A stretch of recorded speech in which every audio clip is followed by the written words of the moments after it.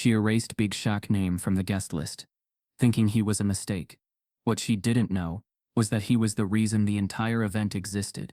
No spotlight, no outburst, just a quiet giant watching the room that tried to forget him. But the truth doesn't stay silent forever, and when it speaks, it echoes through the very walls built to keep it out. Before we deep dive into this interesting story, subscribe to our channel and tell us where are you watching from. Share in the comments below. Savannah, Georgia, bathed in golden sunlight, had a particular charm when it dressed itself for the elite. Spanish moss draped from old oak trees, carriage wheels clicked across cobbled streets, and the scent of azaleas lingered in the warm June air. At the Grand Wexley estate, nestled behind wrought iron gates and trimmed hedges taller than most men, the day had arrived, the annual Unity and Promise Gala, one of the South's most exclusive charity affairs. But unity here was often staged, and promises were rarely kept past the applause. Inside the estate's grand hall, bustling staff moved like clockwork, setting linen, adjusting chandeliers, polishing silver until it gleamed like white teeth. Lorraine Wexley, a woman of immaculate taste and meticulous control, floated across the marble floor like a queen in her court. Her hair was sculpted into a perfect southern wave, her pearl necklace a family heirloom, and her expressions, pleasant but practiced, were masks that had weathered years of veiled condescension. She was the head of the planning committee and never missed a chance to remind people of it. Her fingers, manicured to perfection, flipped through the final guest list one last time. Names were scanned, not for presence, but for precision. Business tycoons, politicians, legacy philanthropists, all carefully selected. Then her hand stopped, her brow furrowed ever so slightly, a nearly imperceptible sign of disruption. Shaquille O'Neal? She muttered, tapping the name with a manicured nail. It wasn't the name itself that unnerved her. It was the way it looked out of place among the colonels, judges, and daughters of old money. She didn't recognize it, and when Lorraine didn't recognize something, she questioned its worth. She assumed it was a clerical error, perhaps a last-minute RSVP snuck in by one of the interns. Without a second thought, she drew a red line through the name. Her voice was cool and decisive, as she instructed her assistant, "Remove it. That's not one of ours." No one in the room argued. No one ever did. Lorraine Wexley's opinions didn't echo. They settled like law.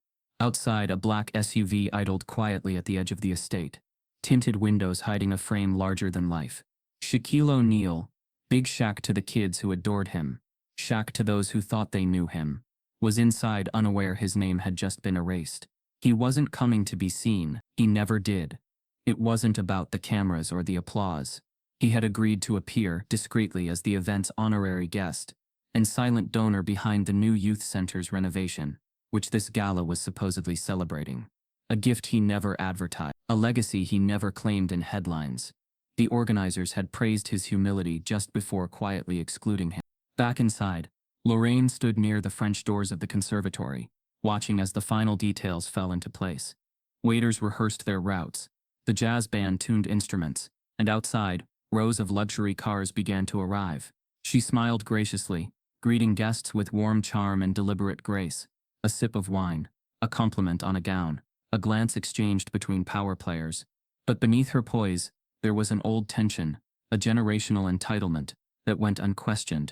To her, this night was about presentation, not principle. The Unity and Promise Gala had always been a stage where appearance paraded as virtue. If unity meant anything at all, it meant curated inclusion, acceptable diversity that fit the dress code, and she believed, deep down, that exclusion could still be dressed in manners and pearls. Jasper Cole, her junior assistant, and a young man with an excellent memory, noticed the red line on the printed guest sheet. His instincts whispered questions he'd learned not to voice around people like Lorraine. He knew that name, knew it didn't belong in red. But Jasper had also learned that the cost of speaking up too early was isolation, and isolation in these circles could end a career. So he held his tongue for now, filing the thought away. As dusk began to descend, fairy lights flickered on across the estate. The lawn turned soft gold. Servers lit candles along the walkways. Savannah's old money gathered, their conversations polished, their laughter rehearsed. The illusion of unity shimmered like glass. And just beyond that glass, parked but unmoved, Big Shaq remained in his vehicle, watching the silhouettes move inside. He didn't need an entrance. He wasn't here to demand anything. But he had promised himself he'd come. Not for the applause, for the children the gala pretended to care about, for the youth center built on his quiet donations, and long afternoons spent off-camera, designing blueprints with community leaders. Lorraine, sipping champagne beneath crystal chandeliers, didn't realize what she'd done. She didn't recognize the gravity of the name she crossed out. She thought she had removed a stranger, but what she had actually done was ignite the fuse of a reckoning she wasn't prepared for. The night would proceed, but not as planned, and by the end of it, the estate would remember more than candlelight and charm. It would remember the name it tried to forget, and he was still coming. In a shaded neighborhood on the outskirts of Orlando, Florida, where the air smelled of citrus and the sound of cicadas hummed in the afternoon heat, lived a man whose presence shifted the gravity of a room without saying a word. His name, to most, was legendary, but to the people in this quiet corner of town, he was just Shaq, a neighbor, a mentor, a familiar face beneath a wide-brimmed hat, who waved at kids riding bikes and nodded respectfully to every passing soul. He had long since moved past the cameras and the court. Fame had followed him like a loyal hound, but Shaquille O'Neal had never been the kind to let it bark too loud. His mansion sat behind a modest gate, not because he needed protection, but because he liked peace. The real mansion, the one that mattered, was the youth center 5 blocks away, where kids with frayed shoes and loud dreams came every weekend to hoop, learn coding, and eat warm food they didn't get at home. Most of them never even knew who paid the bills. He liked it that way. He was a man of ritual. Each morning he rose early and made eggs with too much pepper, just the way his mother, Lucille, used to. He stopped by the neighborhood diner every Thursday to leave a tip that tripled the bill, not because he wanted attention, but because he remembered what it was like watching his mother count change at the counter. He didn't speak often, but when he did, his words settled in people's bones. There was weight in his silence, meaning in his pauses. That week, he had received an invitation. It arrived folded in a crisp white envelope, sealed with gold foil. It came from a foundation he had quietly supported for 3 years, the Unity and Promise Initiative, an organization supposedly working to rebuild underserved spaces and provide educational grants across Georgia and Florida. He had sent large donations under a pseudonym, never asking for credit, never requesting acknowledgement. But someone must have traced the funds back to him, because the invite was addressed formally. Mr. Shaquille O'Neal, honorary guest and keynote benefactor. He didn't smile. He simply nodded, tucked the envelope into a drawer next to his mother's Bible, and circled the date on his calendar. He didn't prepare a speech. He didn't tell anyone. He wasn't going to speak anyway. Just be present. Sometimes, presence spoke louder than any podium. The day before the gala, he drove to the youth center, his usual ritual. The kids didn't swarm him. They never did. They were used to his size, his silence, and his stillness. He handed out basketballs with handwritten affirmations on them. Ones he wrote himself in thick black marker. Be louder than doubt. Kindness is power. You're already enough. Then he spent 2 hours sitting in the back of the classroom, listening as a volunteer teacher helped a group of 5th graders build model rockets from soda bottles. He never interrupted. He never needed to. The next morning, he put on a dark navy suit, one his daughter Mamara had picked out. You look like a superhero, she'd told him, adjusting the cuffs. He kissed her forehead, nodded to his mom, and left the house with a calm that barely rippled the air. He wasn't anxious. He wasn't excited. He was simply going.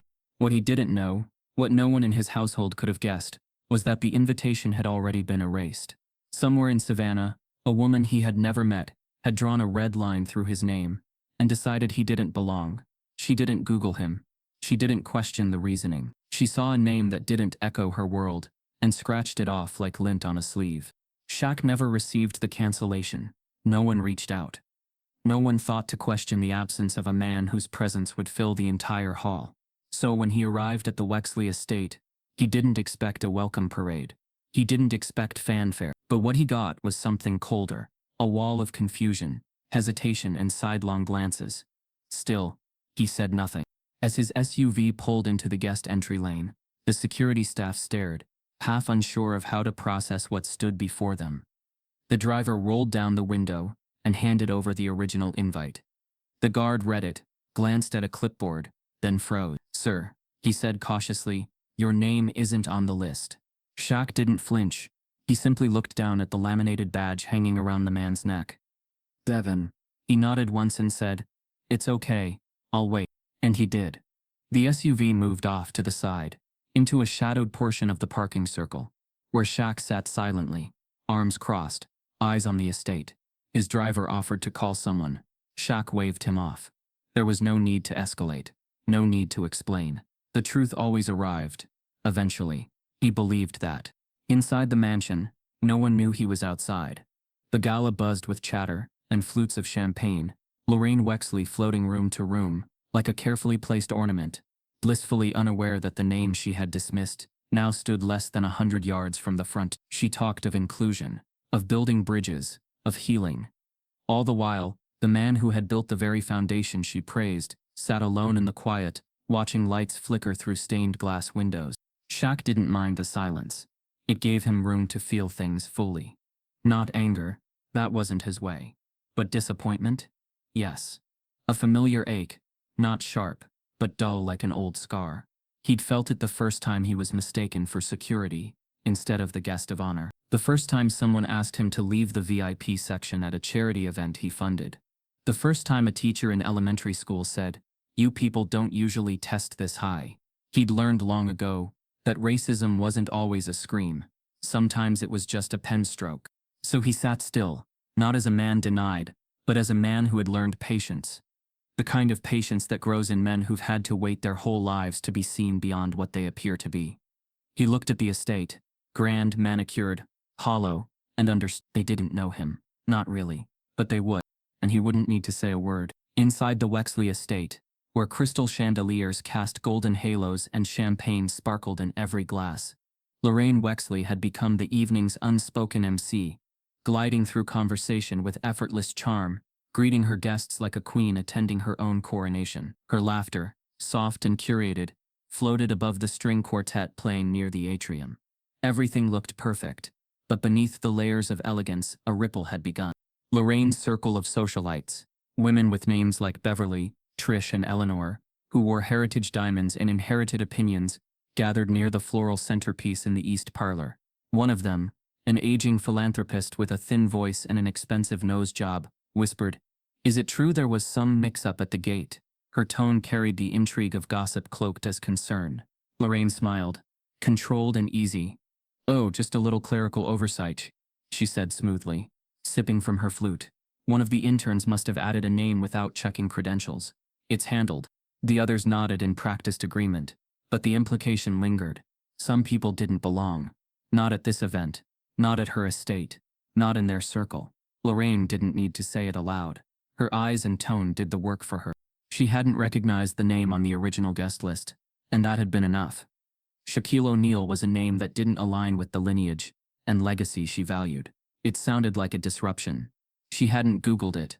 Didn't need to. She had learned long ago that power came from the ability to define who deserved access and who didn't.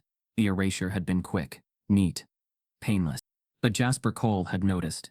He stood by the tall windows overlooking the lawn, watching the guests arrive and mingle beneath the string lights. His navy blazer was a half size too tight, and his tie, a pale burgundy, had been chosen by Lorraine herself to match the floral scheme. He'd worked for her for 3 years, enough time to learn how she operated, how she wrapped exclusion in politeness, and turned microaggressions into subtle footnotes of conversation. He owed her, or at least, that's what she'd made him believe. She had pulled him up from a forgettable internship, and given him a title that sounded important, but came with no real authority. He wasn't her equal. He was her accessory. But Jasper wasn't blind. Earlier that morning he'd reviewed the digital guest list against the physical printout, and noticed a red line through one name. Shaquille O'Neal. At first he thought it was someone playing a joke.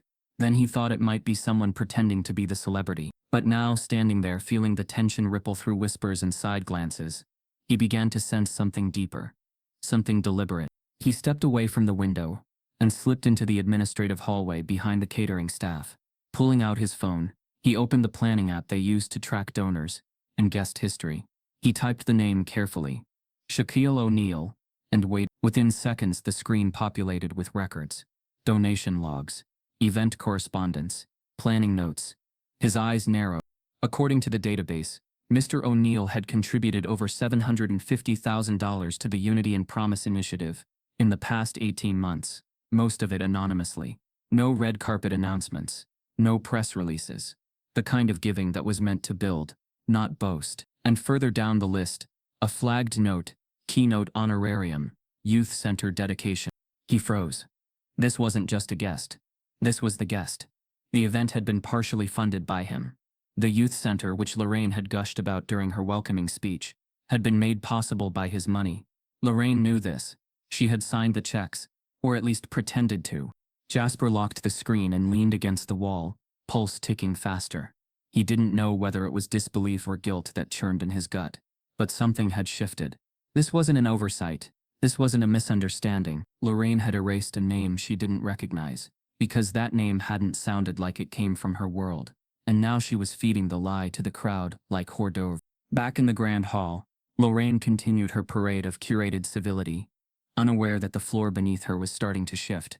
She stood before a group of donors, weaving a story about their collective mission, about bridging communities, about honoring the quiet heroes. Her words dripped with irony, but her delivery was flawless. Jasper returned quietly to the edge of the room, watching her.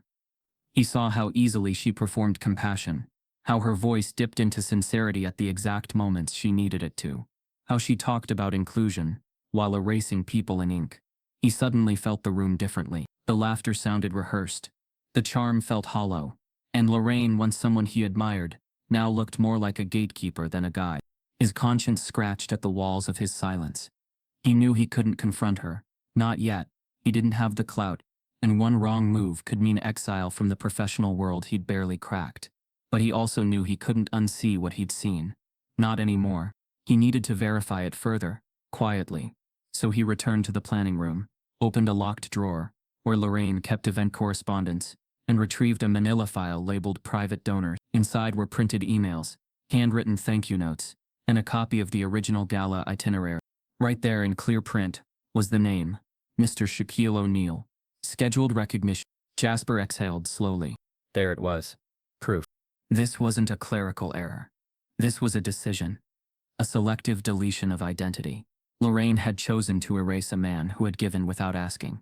A man whose contributions were meant to lift others. A man whose only offense, in her eyes, was not fitting in. And now, that man was outside, waiting. Jasper stared at the file in his hands. The weight of it felt heavier than paper. It was a lie, carefully folded, presented with grace, but a lie nonetheless. And somewhere inside him, something hardened. He didn't know yet what he would do, but he knew the thread had been pulled. And lies, once unraveling, didn't.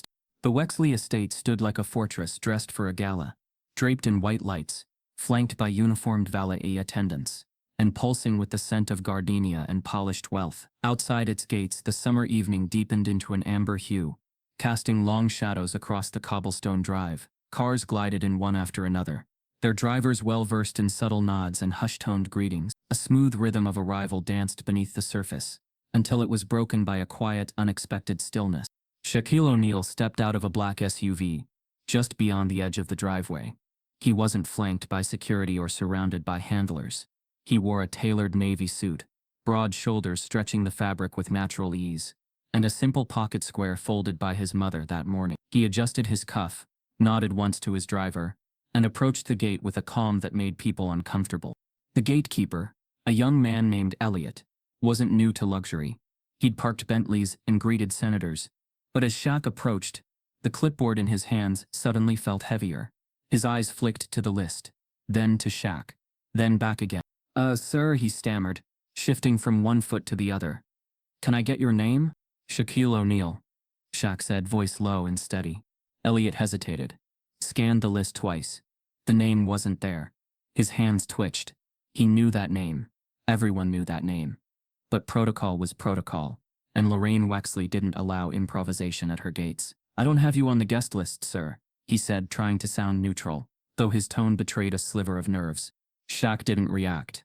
He didn't frown or argue. He simply looked past Elliot toward the estate, where laughter spilled from open windows and silhouettes moved behind sheer curtains. The party was already alive, and he wasn't part of it. Would you mind waiting over here while I check with the coordinator? Elliot asked, gesturing toward a shaded spot near the edge of the lot. Shaq gave a small nod and stepped aside without complaint. He stood there, unbothered, hands folded in front of him, eyes scanning the grounds as though studying a painting. The floodlights from the estate glinted off his suit, making his presence impossible to ignore. Guests arriving behind him leaned out of car windows. Some recognized him instantly, others whispered guesses. And still, no one came to greet him. Inside the estate, Lorraine was unaware. She stood near the grand fireplace, surrounded by donors congratulating her on the evening's brilliance. Her champagne flute was half empty, and her compliments were half sincere. The conversations rolled on, lubricated by wealth and ignorance. While outside, the man they were supposed to honor waited without a complaint. Jasper Cole, still pacing the administrative hallway with the manila folder in hand, felt his stomach drop when he received a text from the gate. "There's a Mr. Shaquille O'Neal at the entrance. Not on the list. Should we turn him away?" He stared at the message, disbelief hardening into urgency. Lorraine hadn't just made a mistake. She had laid a trap for herself, and now it was about to spring open. But Lorraine's staff wasn't so quick to move. The estate's inner circle, assistants, greeters, floor managers, had all been trained to operate with rigid discretion. They hesitated, waiting for Lorraine's word. And with every minute they stalled, Shaq remained at the gate, an uninvited legend standing in silence. People began to notice. A photographer near the garden's edge lowered her camera and squinted. A pair of interns near the service bar whispered his name. One elderly man with a southern drawl muttered, "Ain't that the basketball fella?" Another guest dressed in tailored linen replied, "Can't be. He'd be inside if he was." The air shifted. Eyes started turning. And Shaq stayed still. He wasn't angry. He'd seen worse. But he felt the weight of it, the awkward distance, the slow drift of judgment that followed him like a second shadow. It was the same feeling he got the first time a sponsor dropped out, because they didn't want his face on the post. The same chill he felt when a gala in Houston offered him a security badge instead of a VIP pass. The same silence he'd learned to hold when being overlooked became easier than correcting the world. At the edge of the parking circle, a small group of guests stepped out of a limousine and froze. One of them, a young woman with striking curls and a voice that carried, said sharply, "That's Her name was Rowan, a local community leader, and one of the few people on the invite list who knew about his donations." She looked around, expecting someone to usher him in. No one did. Rowan marched toward the entrance, her heels clicking like punctuation marks. "Is there a reason he's standing out here like a valet?" she asked, loud enough to draw attention. Elliot cleared his throat. "He's not on the list." She laughed, but it wasn't amused. "You mean the list someone decided to edit?" Inside, the ripple had become a wave. Whispers passed through the ballroom, like wind through dry leaves. Guests glanced toward the entrance. Someone opened the door wider. Lorraine looked up. Her expression stiffened, just slightly, as if the temperature had dropped. Shaq remained where he was, silent, steady, watching it all unfold. His patience wasn't a performance. It was part of him. He had nothing to prove. His presence alone disrupted the comfort of curated exclusion. He was the truth standing politely at the edge of a lie. Jasper appeared in the hallway near the foyer, gripping the folder with proof of Lorraine's decision. His eyes met Rowan's across the entry. Then they both looked at Shaq, and in that moment, everything aligned. Shaq gave a single nod, and Jasper understood. This wasn't going to stay quiet much longer. The gala pulsed with practiced elegance. Strings hummed softly beneath crystal chandeliers. Laughter rose in melodic intervals, and the scent of imported orchids wafted through the air as waiters glided between guests, with trays of caviar crostinis and wine poured into glasses that cost more than a teacher's weekly salary. Every detail was manicured, every gesture rehearsed. It was a world that worshipped image and buried discomfort beneath etiquette. But the surface was cracking. Inside the ballroom, conversations lost rhythm as murmurs about Shaquille O'Neal drifted through the air like smoke. People whispered his name in fragmented awe, unsure, confused. Some had grown up watching him dominate basketball courts. Others had seen him in commercials and charity headlines. But few expected to see him outside, standing uninvited like a misplaced statue of dignity. Some guests turned to the windows, pretending not to look. Others murmured, "Must be a publicity thing. Or maybe he just showed up for photos." The more self-assured smiled dismissively and refilled their glasses. But not everyone played dumb. There were a few younger, sharper, who began connecting dots. The largest donor hadn't been named yet. The keynote segment hadn't begun, and yet he wasn't inside. Lorraine Wexley. For her part, kept floating between guests, champagne in hand, smile tight. She had felt the shift in the room, a subtle change in temperature, like a window left cracked in winter. But she kept her back straight, her voice measured. What she didn't yet realize was that her past had started bleeding into the present. In her mind, the story of her family was one of prestige. Her father, Walter C. Hilford, had been a respected Southern banker who expanded his empire during the late 60s through selective lending and community preservation, phrases that sounded sterile on paper but lived like iron walls in practice. He had built his wealth by redlining neighborhoods, denying loans to black families, and financing institutions that looked the other way. At his funeral, Lorraine had spoken proudly of his dedication to tradition. She had inherited more than his estate. In her youth, she had watched him dine with governors and shut doors on men who didn't look the part. She never questioned it. The boundaries he drew had become invisible ink in her own thinking. Even now, she didn't see herself as prejudiced. She used the right words: inclusion, opportunity, bridge building. But when she saw a name that didn't resonate with her world, she instinctively struck it through. That reflex had never been examined until tonight. Meanwhile, in the west hallway behind the ballroom, Jasper Cole stood frozen beside the gala's tech booth, the manila folder still in his hands. He had finally opened the full itinerary draft, the one with annotations from both Lorraine and the gala's original planning committee. The pages told a clear story. Shaquille O'Neal had been scheduled as the night's fourth segment speaker. Not only that, he had single-handedly funded the new wing of the youth center being showcased at the event. The blueprints were included, annotated with notes in bold handwriting: Shaq's layout, once open floor plan for after-school study groups. It hadn't just been a donation. It had been his vision, his design, his personal project. Jasper's jaw clenched. The cover story Lorraine had spun, that someone had snuck his name onto the guest list, was unraveling fast. There were no interns to blame, no digital errors. She had removed him with intention and papered over the truth with politeness. It was systemic exclusion in its most dangerous form, the kind that smiles while cutting you out. He turned, nearly bumping into Rowan, who had entered through the side hallway. Her eyes, sharp and impatient, met his. "You found something?" she asked. Jasper handed her the folder without speaking. Rowan flipped through the contents, her breath slowing as understanding flooded her. "She buried all of this," she said. She tried to erase him. Jasper nodded, tension still riding his shoulders. He didn't even want to speak, just to be present. Rowan stared down the hallway, toward the entry doors where Shaq still stood. The injustice stung deeper now, not just because of what was done, but because of how familiar it felt. It wasn't new. It was a continuation, polished in silverware and speeches. Inside the ballroom, the MC approached the microphone. The stage lights dimmed slightly. A hush fell over the guests. Lorraine stepped into the spotlight, smiling with a poise that had taken years to perfect. She began her speech. "Ladies and gentlemen, thank you for being here tonight. Your generosity has brought us closer to a more unified future. Tonight, we celebrate that future through the launch of a new youth center." Her voice rang clear, but behind her words was an emptiness only a few could hear. She gestured toward a photo on the screen behind her, a stock image of smiling children, and a building sketch without a name attached. She mentioned donors in vague terms. "Our community partners," she called them. "Our silent heroes." There was no mention of Shaq. No honor, no name, just an uncomfortable omission, wrapped in a velvet bow. Jasper stepped into the rear of the room. He watched the guests clap politely, some with forced enthusiasm, and then his eyes fell on the AV technician, preparing to cue the next slideshow, the one Lorraine had personally edited. He moved quickly.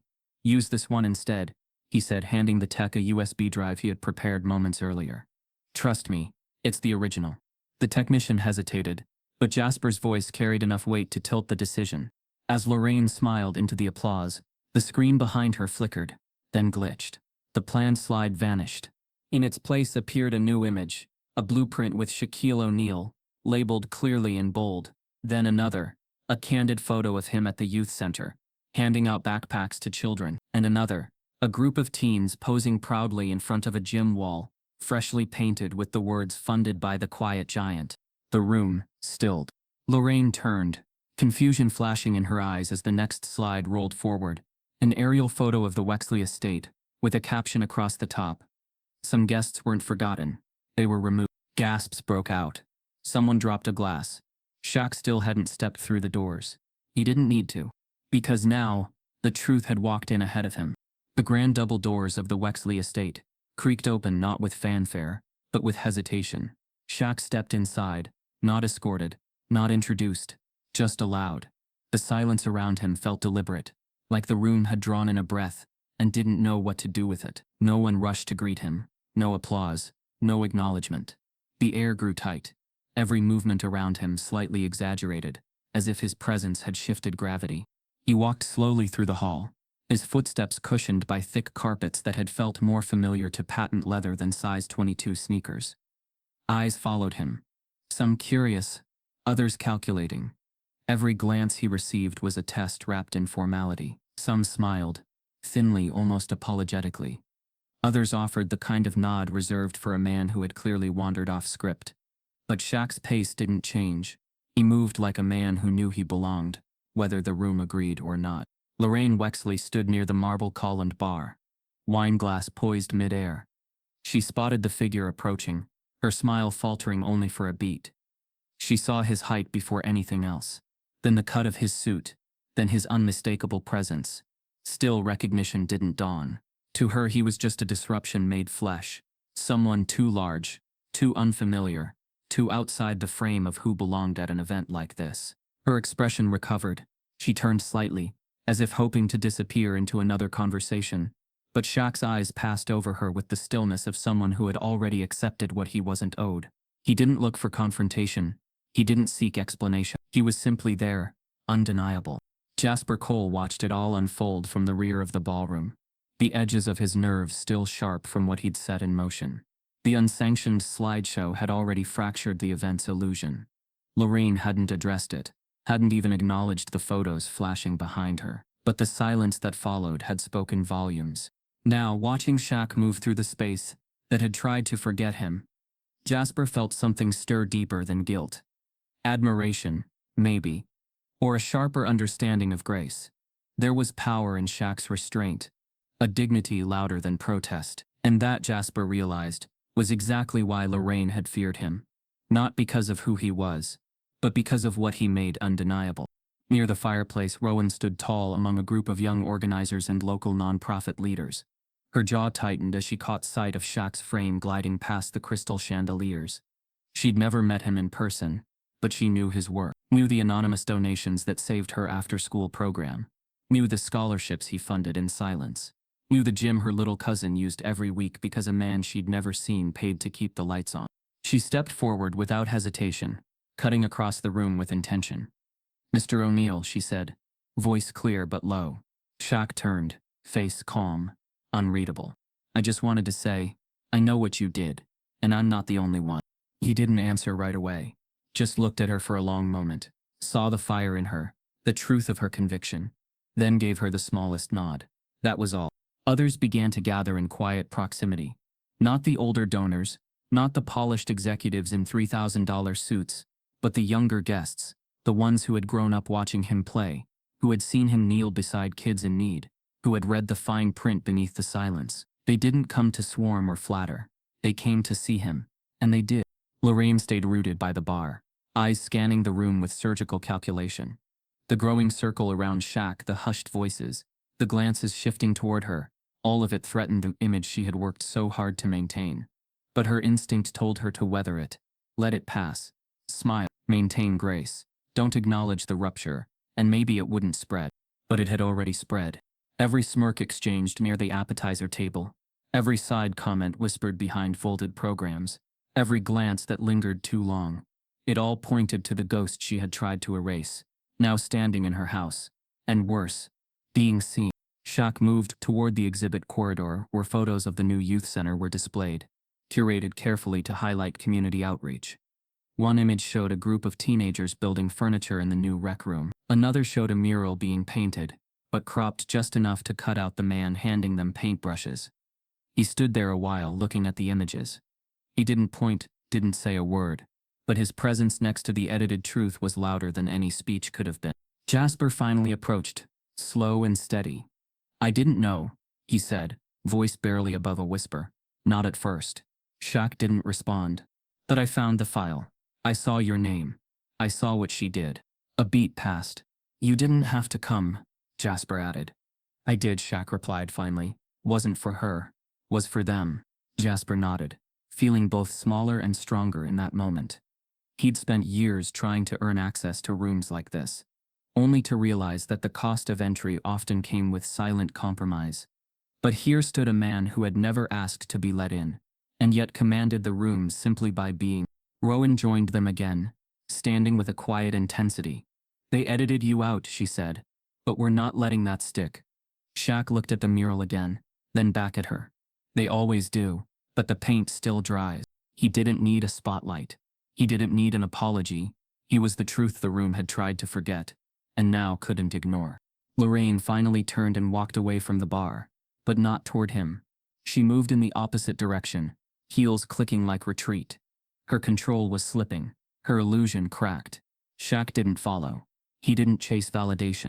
He just stayed, still present, a ghost no longer. The lights dimmed with theatrical precision, as soft music faded to a delicate hush. The stage at the head of the ballroom glowed beneath golden spotlights, its polished surface reflecting a warmth the evening no longer carried. Guests turned in their chairs, crystal glasses half raised, conversations slipping into stillness. At the edge of the room, staff stood like chess pieces, motionless and ready, as the gala's centerpiece moment began. Lorraine Wexley took the stage with the practiced grace of someone born into ceremony. Her champagne gown shimmered beneath the lights, sequins dancing with every movement. She held her notes delicately, a posture of humility that masked a lifetime of performance. Her smile was soft, her voice steady, and beneath it all, a quiet tension pulsed. She had spent years perfecting this persona. The philanthropist, the connector, the woman of vision. And tonight, standing before Savannah's most powerful, she had no intention of losing control of her narrative. The earlier glitch in the slideshow had unsettled her. Yes, but she'd brushed it aside as a minor mishap. As long as she owned the mic, she could steer the story. "Ladies and gentlemen," she began, her voice echoing through the hushed room, "thank you for being here tonight. Your generosity, your spirit, and your shared belief in community have brought us all to this moment." The audience offered polite applause, the kind that didn't quite rise from the chest. Some eyes flicked to the side doors where Shaq now stood. Not hidden, not front and center, just present, still as marble. Rowan stood a few feet behind him, arms crossed, gaze steady. Jasper was near the sound booth, watching the projection screen like a man bracing for a storm. Lorraine continued, her tone syrupy. "Tonight we honor not just those who have given, but those who have inspired. Quiet heroes, unnamed pillars, invisible champions." She paused, letting the irony hang in the air without realizing it.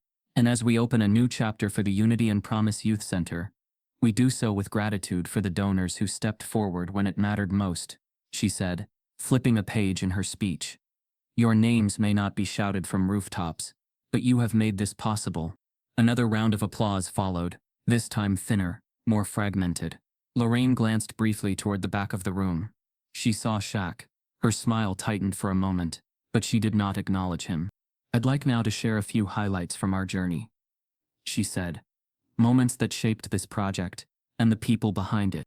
She turned slightly toward the projector screen behind her, and gave the nod to cue the visual tribute.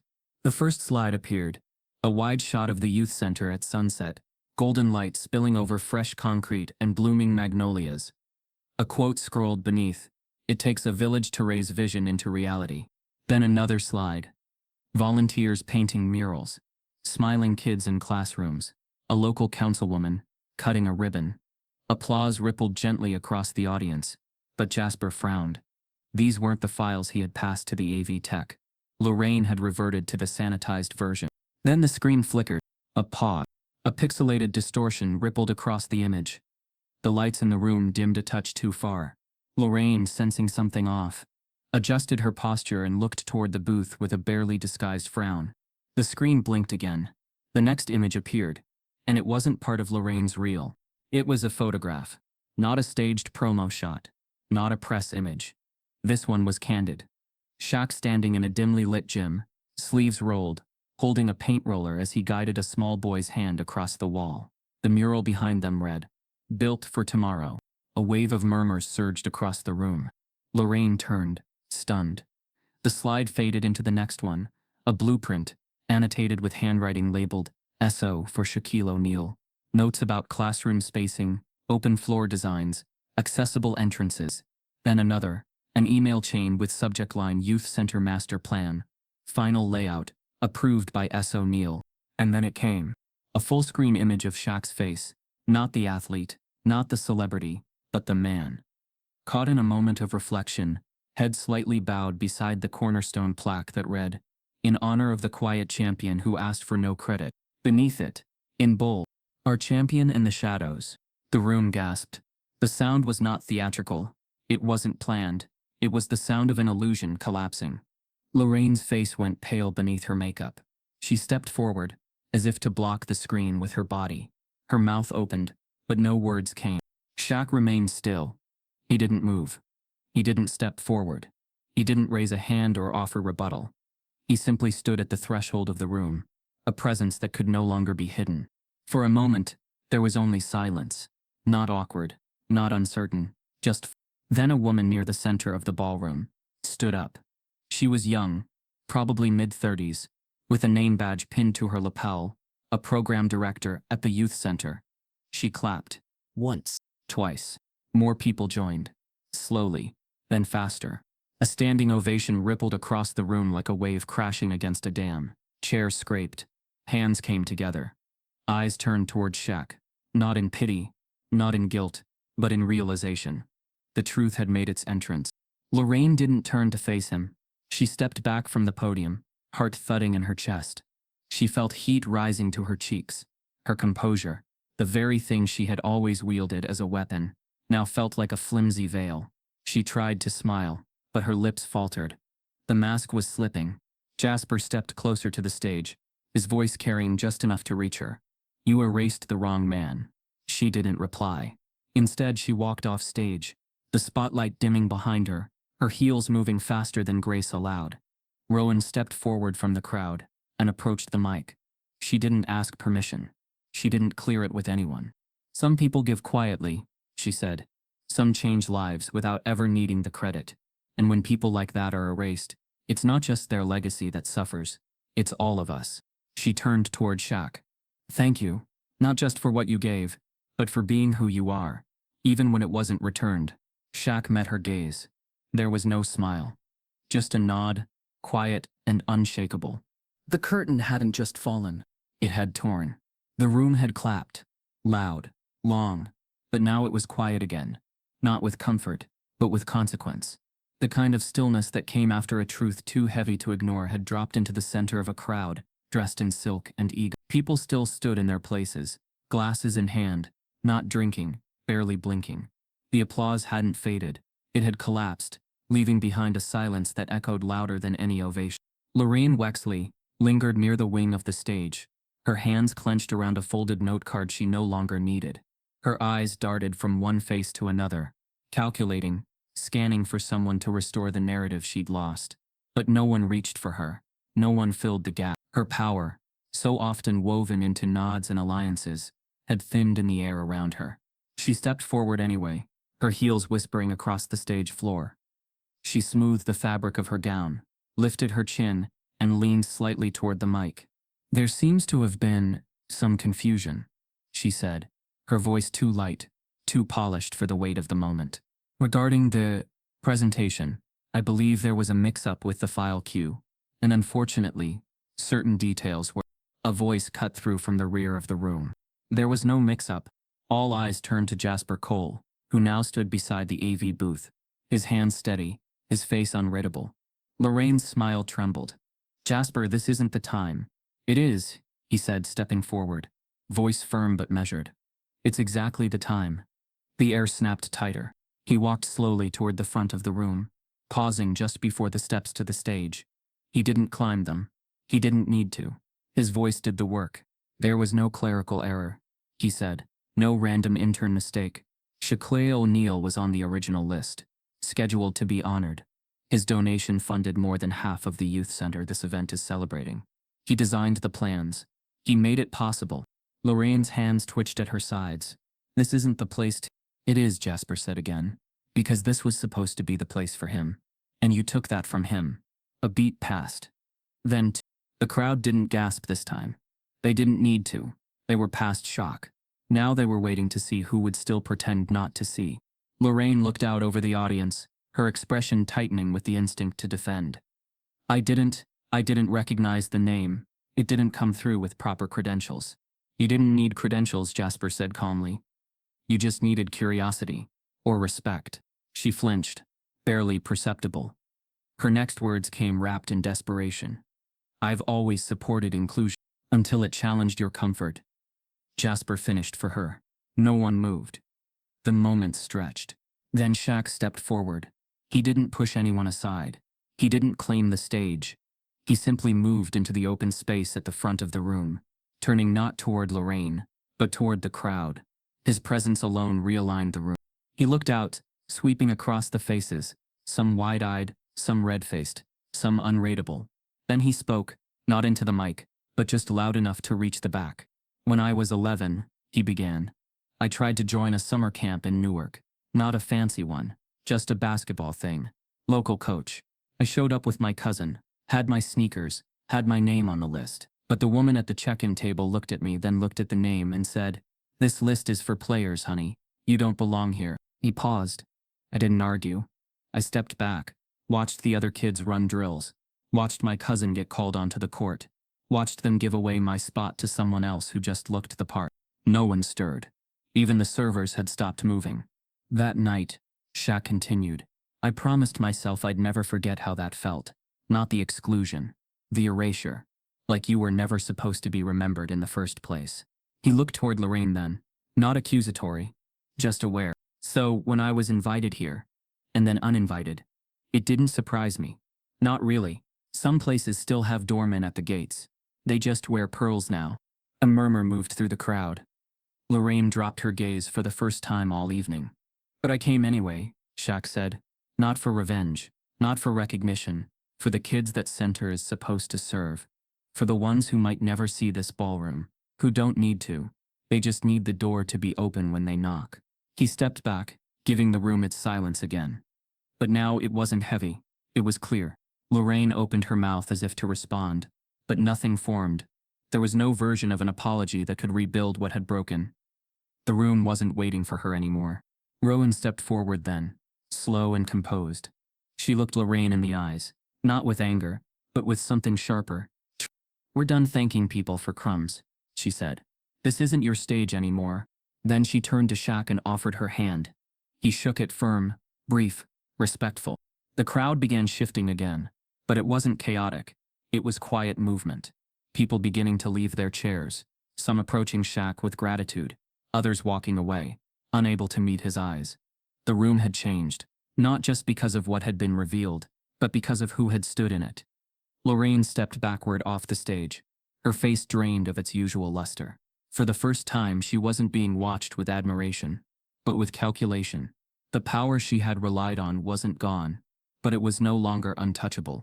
In the corner, the projector screen faded to black. A final line appeared. Simple and white. Built for those never meant to be forgotten. Shaq stood still as the crowd moved around him. Not triumphant. Not vindicated. Just whole. The Wexley estate, once humming with polite applause and polished conversations, had shifted into something far more unstable, a quiet unrest. The kind that ripples beneath lace and linen, turning every smile into a question mark. The ballroom, once bright with curated elegance, now felt like it had been peeled back. Underneath the gloss was discomfort.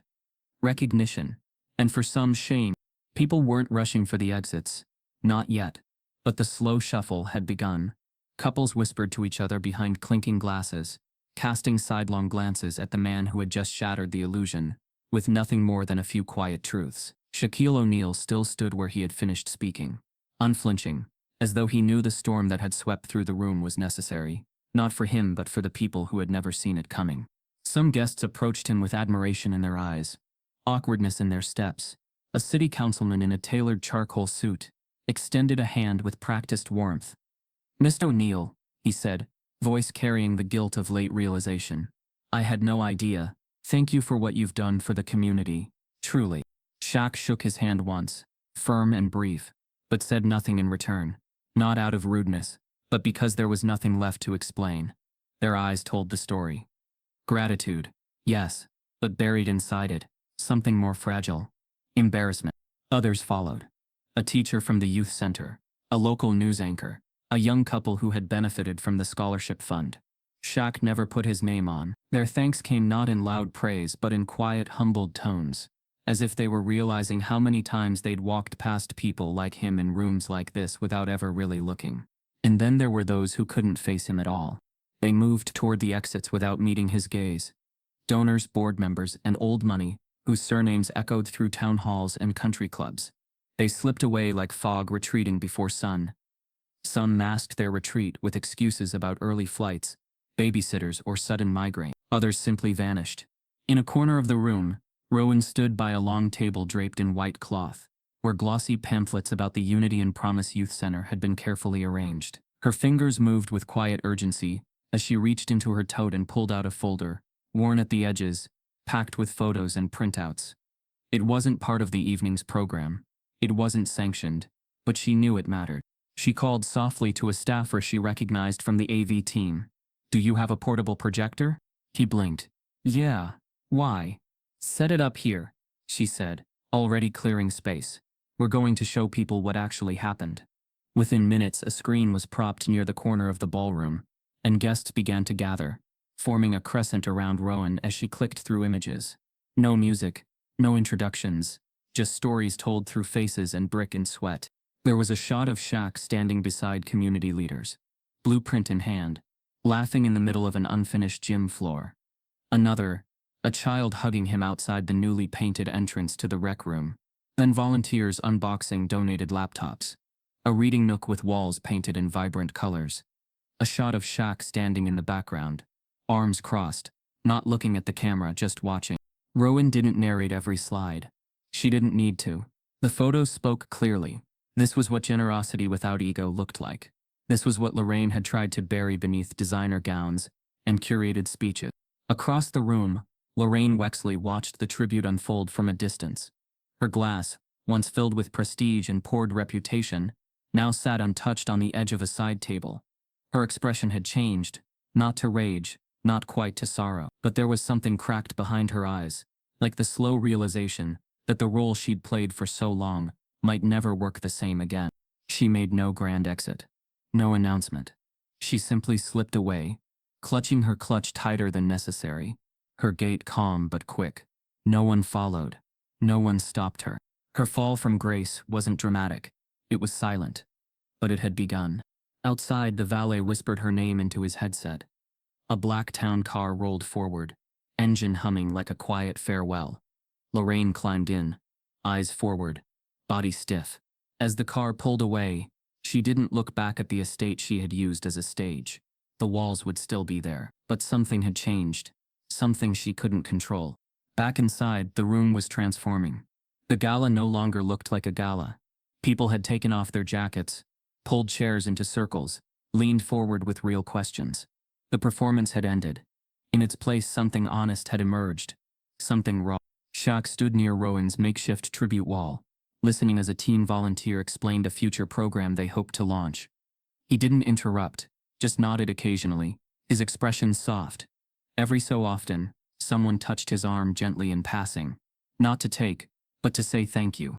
Jasper stood off to the side, no longer holding files or scanning for permission. He watched Shaq and Rowan, and the faces gathered around them. And for the first time that night, he let his shoulders drop. He wasn't just part of the room anymore. He was part of the truth it had become. Rowan changed the final slide on the projector to a plain white screen, with black text. Legacy isn't written in speeches. It's built in silence, seen by those who choose to look. The crowd stayed for it. No music, no narrator, just the words. The beautiful lie had been unmasked. The story reclaimed, and the room, once closed, once curated, had finally opened.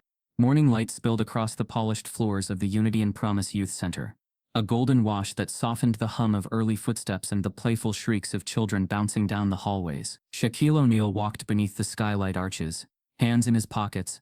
A quiet smile settled beneath his steady gaze. The center had just opened for the day, but already it was alive, not with performance but with purpose. The sound of laughter rang from the computer lab. Sneakers squeaked down the indoor court. And somewhere in the back, a piano chord fumbled its way into a tune only a child could believe in. Shaq moved slowly, not because he needed to, but because he wanted to. Every corner, every door, every warm echo was familiar, because it had come from his vision, and now it belonged to them. As he passed the open doors to the media room, a group of kids looked up from their art supplies. One of them, a girl in a purple hoodie, no older than 10, gasped, "Hey, it's him." Within seconds they had surrounded him, not with screams, not with cameras, just presence, the kind that came from recognition, not reputation. "You came back," said one boy, his smile gap-toothed and beaming. "I said I would," Shaq replied, voice low and full. Another girl tugged on his sleeve. "You gonna play ball with us today?" He raised an eyebrow. "Only if y'all go easy on me." They laughed, unfiltered and genuine, already dragging him toward the gym. He let them pull, their energy impossible to resist. But before they reached the doors, something caught his eye, a new mural on the hallway wall. It hadn't been there last week, rendered in deep blues and bold oranges. The painting showed a silhouette of Shaq standing behind a row of children, each holding books, basketballs, laptops, tools, not trophies. Behind him rose the outline of a cityscape, colorful and unfinished, like a dream still being built. Across the top, hand-painted in clean strokes, were the words, "The quiet giant who spoke without words." Shaq paused, the tugging on his sleeve slowing. One of the boys looked up and grinned. "That's you, huh?" He didn't answer, just placed a hand gently on the boy's shoulder and nodded. The hallway stilled for a breath, then the children took off running again, pulling him forward with the same ease they always had. The gym was full, not of cameras, not of sponsors, but of community. Volunteers ran drills, music played low from the corner speakers, and parents sat in the bleachers chatting over coffee. In this space, legacy didn't wear a name tag. It didn't announce itself. It just existed, like a second heartbeat behind every bounce of the ball. Later that afternoon, after the kids had filed into the rec rooms and classrooms, Shaq walked alone down the east hallway toward the donor wall.